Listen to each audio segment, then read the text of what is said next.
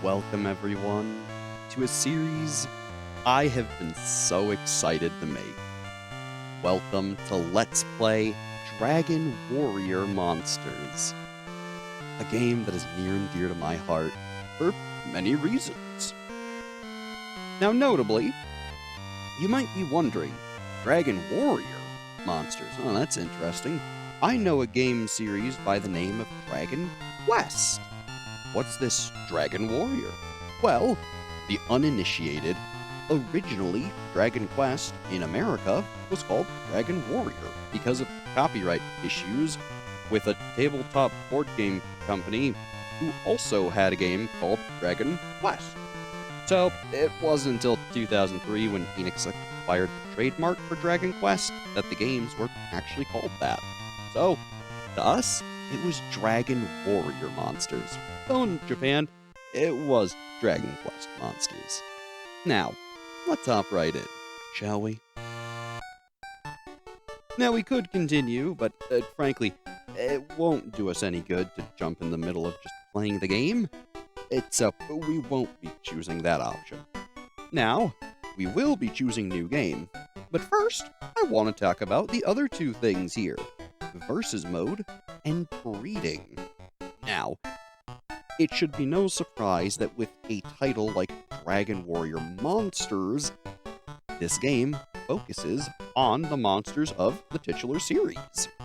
Dragon Quest has had a plethora of colorful monsters that are all kind of adorable in a weird way and fun to look at. So it's no wonder that eventually they'd make a game based around capturing, taming them, fighting them, and of course, breeding them. So, that's a rather prominent mechanic in this game. And if you had a friend with another copy and a link cable, with your Game Boys of course, you could link up, breed your monsters together, get unique results. The same way that you could in Pokemon, you can also connect and battle. It's pretty similar in those regards.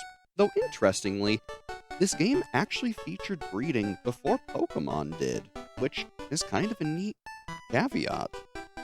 Now, I'm gonna calm it down on the explanation so we can actually hop in the game, because there's plenty I want to talk about, but I figured I'd talk about these, seeing as they were immediately available. Let's jump right in. Oh, where'd all the happy music go?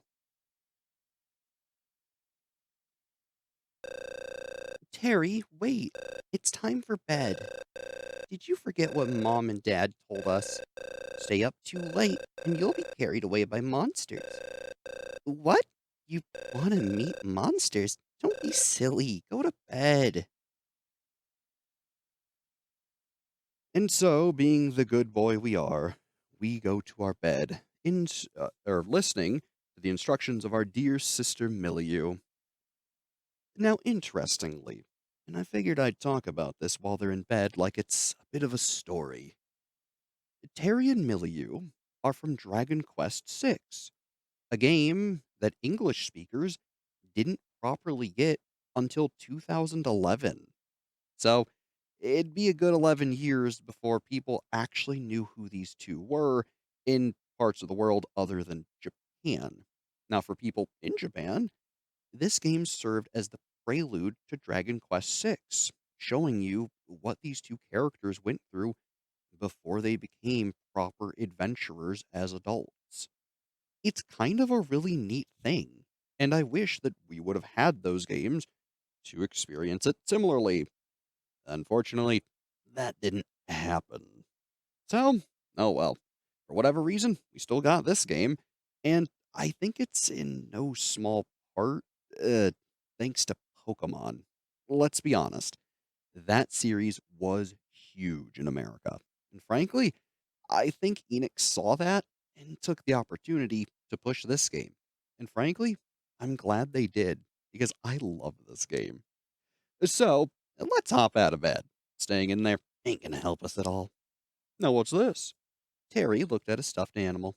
Something is written on it in tiny, cute letters. Property of Milieu. Aw. And over here, Terry looked at the bookshelf. A fairy tale. Once upon a time, There was a little boy and a little girl in a village. Hmm, sounds like a rather familiar tale, no? And here, Terry looked at the bookshelf. Diary of Milieu. Home alone with my brother. Hope no horrible monsters come out. Yeah, that would be a shame. Otherwise, here we have our fireplace. Terry looked in front of him. A flame sparkles and vanishes in the air. Over here, Terry looked in the dresser. It's filled with his clothes. There. And here, Terry looked in the dresser. It's filled with Milieu's clothes. Hey, makes sense. Now, what doesn't make sense is this house, and I'll get into that in just a moment. For now, what's over here? Huh? Are you Milieu? Hmm, you don't look like her. Milieu's a girl. Your name's Terry. You're not the one. I'm a Waraboo from the Kingdom of Great Lord. Don't you forget it. Ow.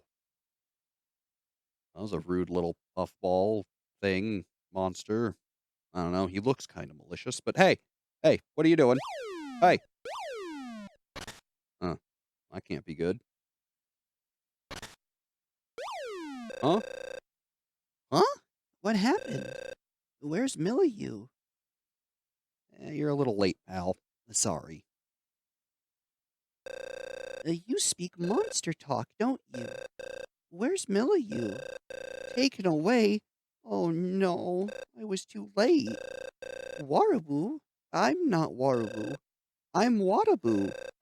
What? You want to know where your sister is? Well, follow me. Maybe you can find her. I hope you're a skilled master. You don't understand what I'm talking about? You'll find out if you follow me. Right.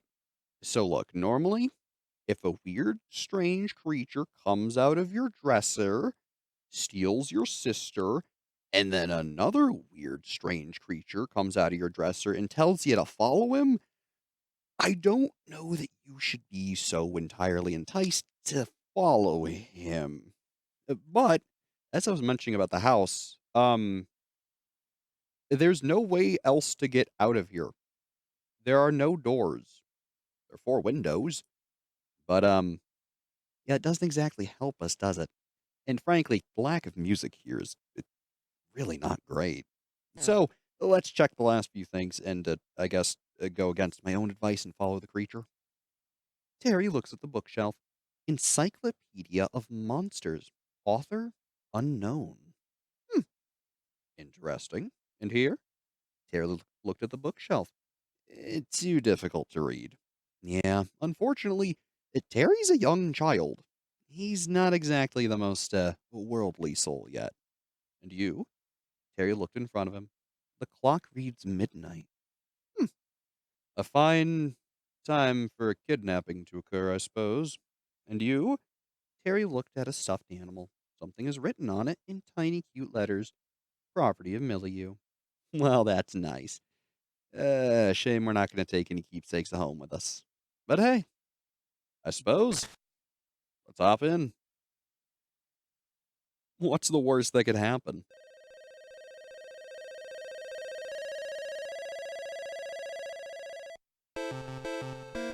Whoa. Nice upbeat tune. I like it. Much better than that horrible old stuffy house we were Oh, you must be the master. You must have had a long trip here. What? You don't know where you are. You're in the kingdom of Great Tree. If Wadabo brought you here, let's get going. We have to visit the castle to pay our respects to the king. in. Sure. I mean, I figure we've already jumped in, and now here we find ourselves in a very strange kingdom. So I guess, when in Great Tree, do as those in Great Tree do. This kingdom is created inside a big tree. If we're at the bottom, the castle is at the top. Huh, fair enough. And here we we get to see all the various places we'll end up going eventually. Hey, is he the new Master Wadabe brought here? Yes, indeed. I'm taking him to see the king. Good luck at the Starry Night tournament. But I mean, sounds interesting. We don't know, but now it's time to see the king. all right, sure. I'm the minister of this kingdom. Are you the new master? His Majesty has a favor to ask you. Please comply with his request. Well, sure. I mean, maybe. We've kind of only just arrived, no? Let's talk to some folks, shall we? His Majesty is in trouble. Please provide us aid. All right, fair enough. Please listen to his wish. Okay. This is the castle of Great Tree. All right. Well, not super helpful, but still good to know. And I guess, well, may as well hear him out. Welcome! I am the king of this kingdom. Identify yourself, my child. And here we have the chance to rename Terry. Now, notably, if you try to rename him, it'll delete that 5-character name of Terry and only let you put 4 characters of your own choosing. If you press any button that would delete a character, specifically B or back, you cannot re-enter Terry, and you'll have to go through the entire intro again to get the name Terry. Specifically, because this game is a prelude to Dragon Quest VI, I think it's only fair to keep his name as Terry. Now, for anyone who originally played the game, you had no clue who this guy was. So to you, renaming him was fair enough.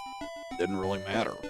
I think the first time I played the game, I think I named him Zero or something like that. Probably because I played a lot of Mega Man X at the time. That would make sense. Still, for the purpose of our playthrough, we're gonna keep his name as Terry. Is Terry okay for the name? You betcha. Oh, Terry, will you comply with my wish? My wish is nothing but for you to participate and win the tournament of the Starry Night. What? You say you'd rather find your kidnapped sister? Didn't you come here to comply with my request? Huh. Hmm. Oh, however, there is an easier way than searching for her.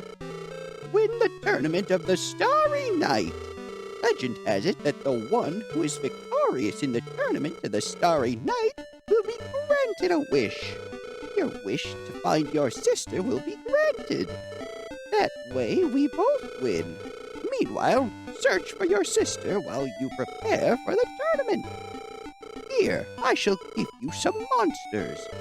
Without any monsters, you cannot serve as a master. The monster farm is on the upper level. Go and ask Julio for your monsters. Well, sounds nice enough. So, I guess let's get moving. Now, you can talk to everyone and they give some dialogue, but it's nothing really worth checking, to be completely honest with you. Still, if you ever play the game yourself, give it a try. Hey there, you must be Julio. Hey, you came here to steal my monsters? No. You came here to get monsters? I'm Julio. I take care of this farm. I heard about you from the king. Take your monsters. Well, actually, I only have one monster. An old one. It's Slim. It was the favorite of our last king. Choose pickup to take the monster. Now, interestingly, you can't do anything other than choose pickup. But while we're here, I may as well explain what each of these options do. They're fairly self-explanatory. Drop off allows you to drop monsters in your current party off. You can have up to 3 of them with you, so it's helpful if you just want to bring along 1 or even 2 monsters. Obviously, pickup lets you pick up monsters that are at the farm from your party. It's pretty nice. And as a bonus feature, if you have 3 monsters already in your active party, choosing pickup will allow you to replace one, meaning you really never have to use drop off. It's super nice. Otherwise, you can use check here to check your monsters at a glance. It's pretty nice. Interestingly, you can also just check them individually when using pickup, so this is also kinda but it can be useful. To separate is the equivalent of releasing a Pokemon in Pokemon. So in this game, you separate ways from the monster and bid them farewell. Otherwise, the sleep mechanic. Unlike most Game Boy games, and Game Boy Color and Advance games, unlike them, sleep doesn't put your system to sleep and effectively pause the game. What it does is it lets you move monsters in your active farm into a sleeping farm where they go to sleep. Think of it like really deep storage in the back of your fridge. It's still there, and it'll probably keep for a while, but well, it's going to be hard to access them, and you won't be able to pull them out at a moment's notice. So keep it in mind. There are a couple other mechanics that sleep will affect, and I really don't use it ever. But hey, it's nice that it's there. Otherwise, you can exit, and well, then that'll close the dialogue. So let's choose pickup. Picking up which one, Terry? Well, we only have one to pick up. Level 1 Slib. Who's a male? You're gonna pick this one up? Well, sure. But first, let's take a look at him.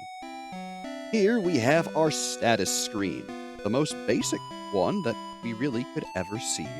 Here's Slib. He's a male slime who's level 1. He has 8 attack, 5 defense, 5 agility, 0 intelligence, 5 wild, 27 HP, and 0 MP. He also has a personality of whimsy, is from the slime family, is owned to Terry, has 0 EXP, needs 10 to level up. He has no skills, and it's unknown who his mother or father were. Now, interestingly, much like Pokemon, trust me, we're going to be saying that a fair bit, every single monster in this game has a 0 to 31 for every single stat. It's similar to Pokemon's individual value system, IVs. However, unlike Pokemon, where IVs are randomly determined and can be raised and lowered, in Dragon Warrior Monsters, these values are set in stone. So, regardless of what their actual starting stats are, all monsters have a set growth pattern. So, even if you start with 4 stats, you might blossom into something really powerful if you keep at it. Otherwise, too, there are ways to affect other stats in meaningful ways, namely attack and HP. The rest are kinda null and void, but we'll get into that later. For now, let's pick up Slib. We sure are gonna pick him up, Julio. Train it well, Terry. Anything else? Nah. Later, we'll be here for you. Now, in here, in the menu specifically, which is accessed interestingly by pressing the A button rather than Start. Start changes the little menu down there to display HP and MP to level. That can be useful. But by pressing Start, we can open our main menu here, getting access to info, which will let us run through all the info of our monsters, items, which we don't have any, skills, which Slib doesn't have any, and our options. Now here, you can change the text speed of the game, which is very useful. For now, I'm going to be keeping it on 5, because I find the pace that the game is at by default is actually really nice for reading. Now, when you're farming, and you just want to get through battles really quickly, setting it to 1 for fast is a really good idea. You can also change the party order, choosing who leads and who's in the back row. We can change our combat plan, which is an incredibly important mechanic in this game. There are 4 different plans that you can tell a monster to follow: charge, mixed, cautious, and directly commanding them. We'll get into this once we actually get into fighting, but understand that this is one of the most important mechanics in the entire game. And I'm going to warn you now, so it gets in your head. Do not use command as much as you can. I'll tell you why later, but for now, trust me. We'll keep Slib on, I'm going to say, cautious. You'll see why. This is for a trick I'm going to be showing and utilizing pretty much throughout the entire playthrough. Otherwise, we have our journal, which allows us to save. May as well. Otherwise, let's go see the king. We got good old Slib here. So, what's the worst that could happen? Oh, this monster is the former king's. Terry, why did you adopt that monster? Huh? This is the only one left. That Julio. He must have let the other monsters escape. Julio! Julio! Bring Julio here. Oh. Someone's a bit mad. Your Majesty, please forgive me. Julio, did Hale escape as well? Your Majesty, please forgive me. Hale escaped too. Ah! You let my precious Hale escape too. This is unforgivable. Throw him in the dungeon. Huh. That's a bit of a shame. What? Terry? You have something to say? What? You will catch Hale to free Julio? You say you will catch Hale? Yeah, it sounds interesting. You may try, Terry. Majesty, Hale escaped through the Traveler's Gate. I see. Now, Terry, proceed to the Traveler's Gate. If you bring Hale back, I will pardon Julio. The treasure chest in the next room is now yours. Ask the minister about it. You are dismissed. Busy, busy, busy. All right. We've already got our first call to action. Isn't this exciting, Slib? Oh, it's gonna be fun. So, what's this I hear about some treasure? His Majesty seems to be very upset. Please proceed to the Traveler's Gate and bring Hale back. Terry, good luck. So, he didn't tell us about any treasure. Kinda weird, huh? Anyways, let's actually talk to some folks. Let me tell you about the legend of the Starry Night. The Starry Night comes after every 47th full moon. Hundreds of thousands of stars fall and fill the sky. Fragments of light cover the world. That's the Starry Night. The night when countless lives shower down. To celebrate the night, the tournament is held. This is the Tournament of the Starry Night. Huh. That's actually some good info. Now we understand what we're effectively fighting toward. Good to know. And you, Julio? Sorry, Terry. It's my fault. I know. Let me tell you a useful thing. You can record your quest using the journal under the option. Well, thanks. That is useful if you didn't already know. And what about you? In the Chamber of Traveler's Gate exist the mystic spirals. You can go to mystic worlds through them. There are no wild monsters living on this side of the gate. All the wild monsters live on the other side of the Traveler's Gate. Oh, well that's useful. Now, ironically, I feel that these two jesters really should have piped up when we first showed up, so we had a little bit more of an idea of what was going on. But it's still good that they're here to talk to if you didn't know, or to skip if you already did. I love it. Now, over here, We can find those chests the king was talking about, as well as some more folks to talk with. When you enter the Traveler Gate, you will be sent to an alien world. There are magical holes in the mystic world, and you can walk to the next level of the world through the holes. You should be able to come back when you defeat the monster on the last level. During the adventure, if you want to see the map of where you've been, press the select button. But it works only when you are in the mystic world. That's true. Should we press it now? Like I am? Nothing's happening. So, oh well. No map of the main game, but hey, it's useful for the dungeon segments, which you're going to be spending a lot of time in. And what about you, huh? I have a feeling that your victory will help you find your sister. Alright, fair enough. I like the confidence. And inside chest number 1, Terry opened a treasure chest. Terry got an herb. And chest number 2, well, would you look at that? Another herb. How lucky. Now, herbs are the first and most basic item. They restore between 30 to 40 HP. They're useful. Terry is the only one who can use items. And that's one of the big differences between Pokemon I want to bring up right now. In this game, your actual character, being Terry, has their own turn, effectively, that deeply influences how this game plays.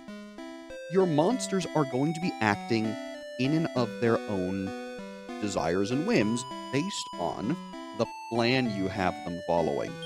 This is why it's important. Each time you command a monster in battle, you'll be able to tell them to use a different plan.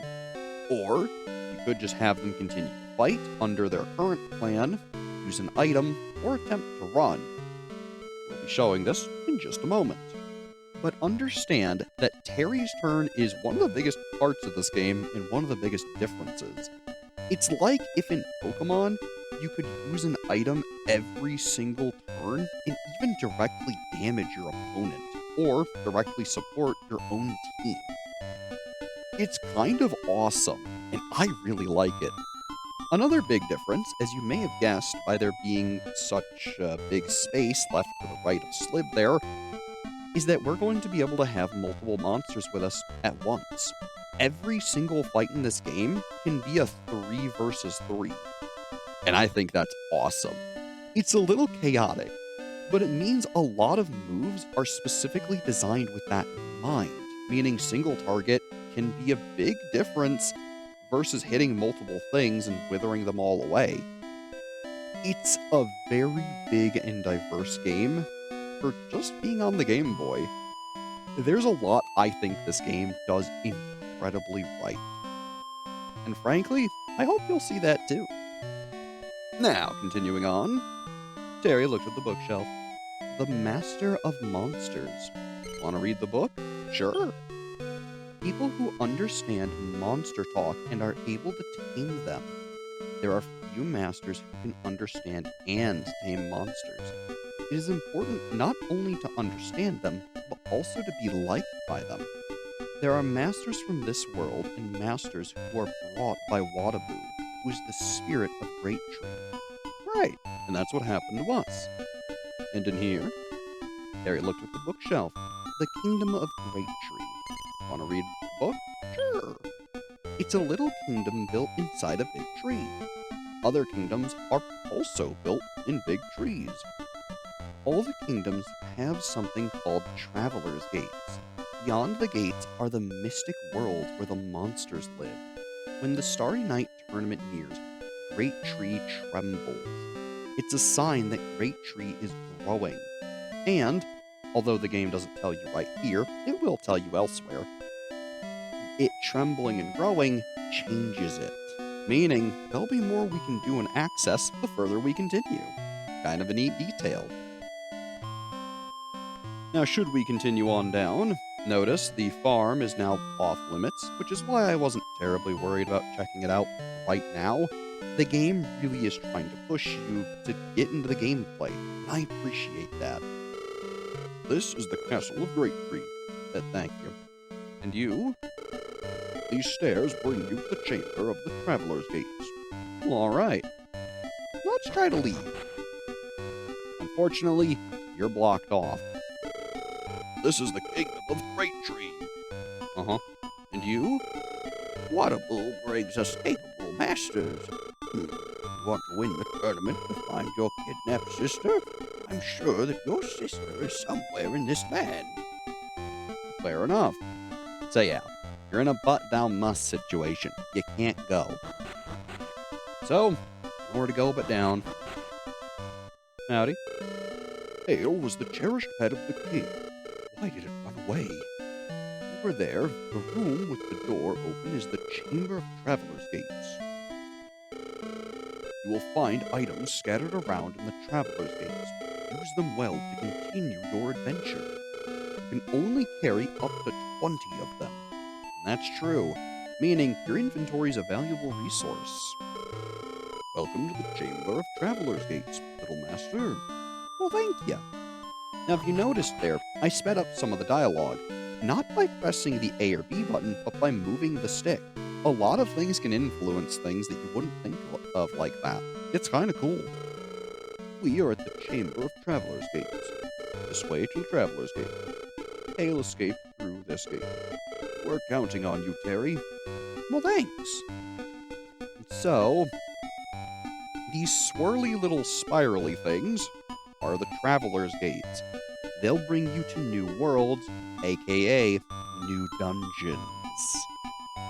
So, I think next time we play Dragon Warrior Monsters, we'll get into combat, stats, and all sorts of things included, like personalities of monsters, recruiting monsters, and going through the actual meat and potatoes of the game. It's gonna be awesome. And man, I am so excited to finally play this game again. It is near and dear to my heart, and I hope everyone else is as excited as I am. As always, I'm Brett. Thanks for watching, and have a good one.